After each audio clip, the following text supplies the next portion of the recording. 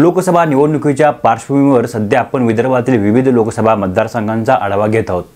राज्यातील बदललेल्या राजकीय समीकरणामुळे विदर्भातील बऱ्याच मतदारसंघाची राजकीय गणिते देखील यंदा बदललेली दिसत आहेत। गत लोकसभा निवडणुकीत विदर्भातून भारतीय जनता पार्टीने आपलं वर्चस्व सिद्ध केलं होतं। तसेच संपूर्ण राज्यात देखील भाजपच्या विजयाचा डंका होता। परंतु या विजय घोडदौडीत चंद्रपूर सारखी हक्काची जागा राखण्यात मात्र भारतीय जनता पार्टीला अपयश आलं होतं। चंद्रपूर लोकसभा मतदारसंघातून सलग 4 वेळा लोकसभेवर निवडून गेलेले तसेच केंद्रीय मंत्री असणारे हंसराज अहिर यांचा या निवडणुकीत पराभव झाला होता आणि त्यामुळे भाजपचं काँग्रेसमुक्त महाराष्ट्र करण्याचं स्वप्न भंगलं होतं। संपूर्ण महाराष्ट्र राज्यात काँग्रेसचा एकमेव खासदार त्या निवडणुकीमध्ये निवडून आला होता। भाजपच्या वादळात राज्यात काँग्रेसला जिवंत ठेवणाऱ्या या खासदाराचं नाव होतं बाळू धानोरकर। अतिशय चुरशीच्या झालेल्या या लोकसभेच्या निवडणुकीत धानोरकरांनी अहिरांचा जवळपास 45,000 मतांनी पराभव केला होता आणि संपूर्ण देशाचं लक्ष आपल्याकडे खेचलं होतं। कोणतीही राजकीय पार्श्वभूमी नसणाऱ्या या शिक्षकाच्या पोरानं केंद्रीय मंत्र्याचा पराभव केल्याने भारतीय जनता पार्टीच्या प्रतिष्ठेला धक्का पोचला होता। गत निवडणुकीत हा पराभव भारतीय जनता पार्टीच्या अगदी जिव्हारी लागल्याने यंदाच्या लोकसभा निवडणुकीत मात्र कोणत्याही परिस्थितीत चंद्रपूर लोकसभा मतदारसंघाची जागा जिंकण्याचा चंगच भाजपने बांधला आहे। त्याच अनुषंगाने भारतीय जनता पार्टीचे अध्यक्ष जे.पी. नड्डा तसेच विविध केंद्रीय मंत्र्यांनी या मतदारसंघाचा दौरा केला आहे। महाराष्ट्रातील विविध नेते देखील या मतदारसंघाचा वेळोवेळी दौरा करत आढावा घेण्याचा प्रयत्न करत आहेत। गेल्या काही दिवसापूर्वी मराठा ओबीसी आरक्षणाच्या मुद्द्यावरून या मतदारसंघात ओबीसी समाजाने उपोषण केलं होतं। त्यावेळी ते उपोषण सोडवण्यासाठी स्वतः उपमुख्यमंत्री देवेंद्र फडणवीस हे चंद्रपुरात आले होते। महाराष्ट्र राज्याचे मंत्री असलेले सुधीर मुनगंटीवार देखील याच मतदारसंघाचे एक आमदार असल्याने त्यांनी देखील या मतदारसंघातून पुन्हा एकदा भारतीय जनता पार्टीचा खासदार करण्यासाठी कंबर कसली आहे।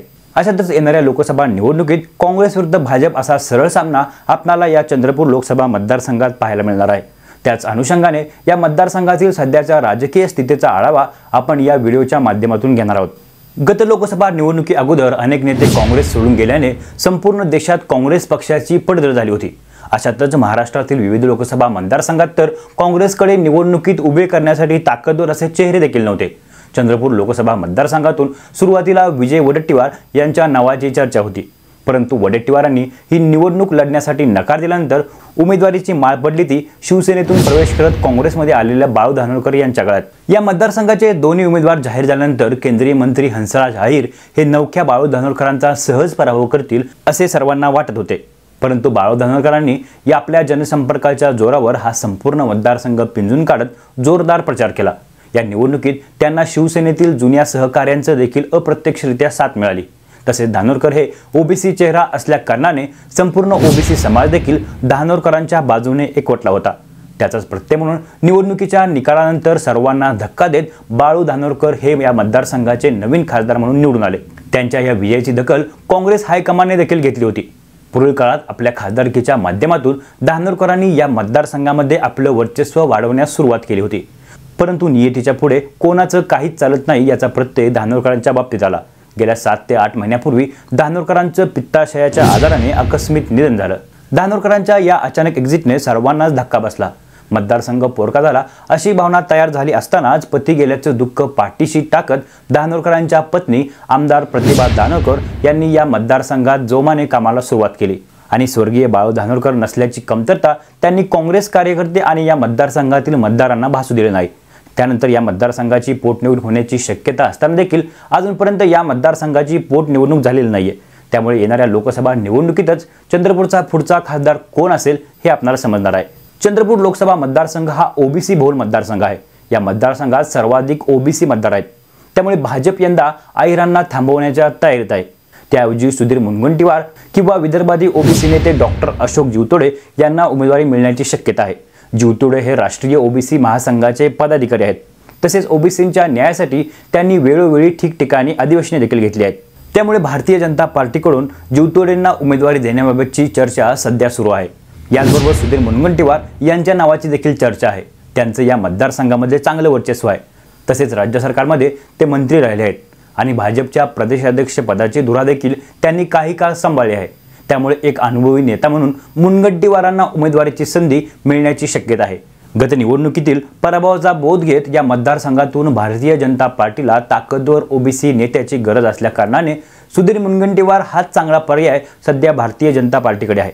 तर दुसरीकडे काँग्रेसमधून यंदा विजय वडेट्टीवार हे देखील या मतदारसंघातून निवडणूक लढण्यासाठी इच्छुक आहेत। याचबरोबर काँग्रेसचे जिल्हाध्यक्ष आणि आमदार सुभाष धोटे यांचे देखील नाव आघाडीवर आहे। परंतु बाळू धानोरकर यांच्या मृत्यूनंतर मतदारसंघात सहानुभूतीची जी लाट आहे त्याचा फायदा त्यांच्या पत्नी प्रतिभा धानोरकरांना होण्याची शक्यता दिसून येते। तसेच त्या स्वतः आमदार असल्या कारणाने त्यांना देखील चांगला असा राजकीय अनुभव आहे आणि सर्वात महत्त्वाचं म्हणजे गेल्या 6 महिन्यापासून त्या या संपूर्ण मतदारसंघात ॲक्टिव्ह दिसत आहेत। त्यामुळे या सर्व गोष्टींचा फायदा त्यांना या निवडणुकीत होण्याची शक्यता आहे। परंतु काँग्रेस हायकमांड यंदा चंद्रपूर लोकसभा मतदारसंघाची उमेदवारीची माळ कोणाच्या गळ्यात टाकणार हे देखील पाहणं महत्त्वाचं आहे। अशातच वेळोवेळी प्रतिभा धानोरकर यांच्या भाजप प्रवेशाच्या चर्चा देखील ऐकायला मिळत आहेत। परंतु या सर्व चर्चा खोट्या असल्याचे त्यांनी सांगत आपण चंद्रपूर लोकसभा मतदारसंघाची निवडणूक ही काँग्रेस पक्षाकडूनच लढणार असल्याचे वेळोवेळी स्पष्ट केले आहे। त्यामुळे चंद्रपूर लोकसभा मतदारसंघातून प्रतिभा धानोरकर विरुद्ध सुधीर मुनगंटीवार असा सामना कदाचित आपणाला येत्या लोकसभा निवडणुकीत पाहायला मिळू शकतो। या मतदारसंघाचा भौगोलिक आढावा घ्यायला गेला तर हा मतदारसंघ प्रामुख्याने चंद्रपूर आणि यवतमाळ जिल्ह्यात विभागला गेला आहे। त्यापैकी चंद्रपूर जिल्ह्यातील बल्लारपूर, राजुरा, चंद्रपूर आणि वारोरा तसेच यवतमाळ जिल्ह्यातील आर्णी आणि वणी या विधानसभा मतदारसंघांचा समावेश या लोकसभा क्षेत्रात होतो। त्यापैकी बल्लारपूरमधून सुधीर मुनगंटीवार, आर्णीमधून संदीप धुर्वे तर वणीमधून संजीव रेड्डी बोतकुरवाड हे भाजपचे आमदार आहेत। तर वरोरामधून दिवंगत खासदार बाळू धानोरकर यांच्या पत्नी प्रतिभा धानोरकर आणि राजुरामधून सुभाष धोटे हे काँग्रेसचे आमदार आहेत। तर चंद्रपूरमधून किशोर जोगवार हे अपक्ष आमदार आहेत। एकंदरीत या मतदारसंघात आमदारांच्या संख्येवरून ताकदीचा विचार करायला गेलं तर महाविकास आघाडी आणि महायुती ही एकमेकांना तुल्यबळ असे दिसून येते। त्यामुळे यंदा देखील या लोकसभा मतदारसंघात चुरशीची निवडणूक पाहायला मिळणार आहे।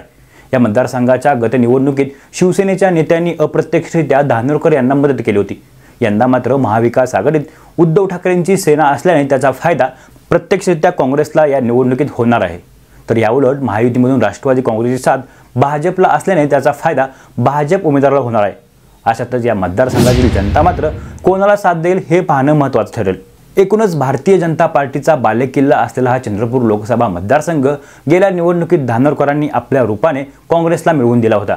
अशातच काँग्रेस चंद्रपूरची ही जागा पुन्हा मिळवू शकेल का किंवा भाजप आपला गेलेला बालेकिल्ला परत एकदा मिळवू शकेल का हे पाहणं महत्त्वाचं आहे।